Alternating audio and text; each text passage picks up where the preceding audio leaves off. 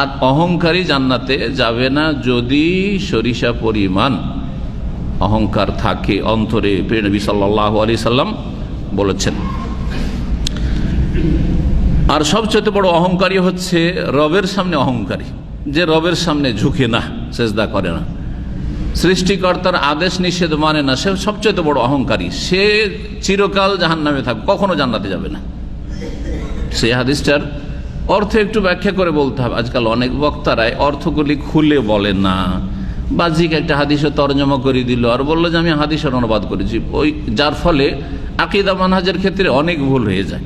আর অহংকারী জান্নাতে যাবে না তার মানে কি সে কাফের নাকি, চিরকাল জাহান্নামে থাকবে নাকি?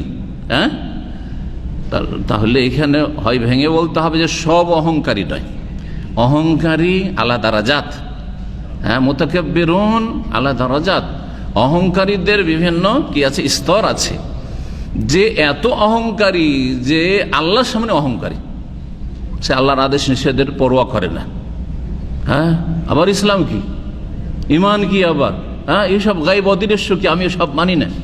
হ্যাঁ, আমি এত যোগ্য, এত শিক্ষিত, এত বড় নেতা, আবার সেজদা করা, এসব কি বলো?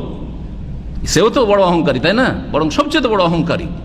ফেরাউনও তো অহংকারী ছিল, কারণও তো অহংকারী ছিল।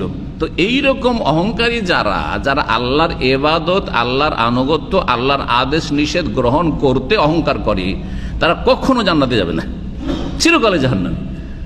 কিন্তু যাদের এগুলো ঠিক আছে, কিন্তু বড় বক্তা, তার বড় বক্তা হওয়ার অহংকার আছে, বড় আলেম, তার আলেম হওয়ার অহংকার আছে, বড় ডাক্তার, তার ভালো ডাক্তার হওয়ার অহংকার আছে, বড় একজন সিনিয়র প্রফেসর, তার মধ্যে অহংকার ঢুকে গেছে, বড় ধনী, সুতরাং তার ধনের অহংকার ঢুকে গেছে, বড় চালাক চতুর, সুতরাং তার বিদ্যা বুদ্ধির অহংকার ঢুকে গেছে, হ্যাঁ, বড় নেতা, সুতরাং নেতৃত্বের গর্ব ঢুকে গেছে, কিন্তু বাকি তার তৌহিদ এবং তার রবের সামনে ইবাদত বন্দেগীর ক্ষেত্রে অহংকার নেই।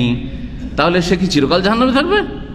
হ্যাঁ, কখনো জান্নাতে যাবে না, জান্নাতে যাবে না, কিন্তু কখনো জান্নাতে যাবে না, এটা কথা বলি। এই ভুলগুলি অনেকেই করে থাকে যাদের সূক্ষ্ম আকীদা সম্পর্কে অথবা মানহাজ সম্পর্কে জ্ঞান নেই, যে কে ইসলামের মধ্যে থাকলো, কে এত বড় অপরাধ করলো যে ইসলামের গণ্ডি থেকে বেরিয়ে গেল। তো এইগুলির পার্থক্য করতে হবে। হাদিস মানে লা ইয়াদখুলুল জান্নাতা মান কানা ফি কলবিহি মিসকালু যাররাতিন ওয়া মিসকালু খারদালিন মিন কিবরিন, আর বলে দিলেন তরজমা করে যে রাই পরিমাণ, সরিষা পরিমাণ যদি কারো অন্তরে অহংকার থাকে জান্নাতে যাবে না, মানে কোনোদিন জান্নাতে যাবে না।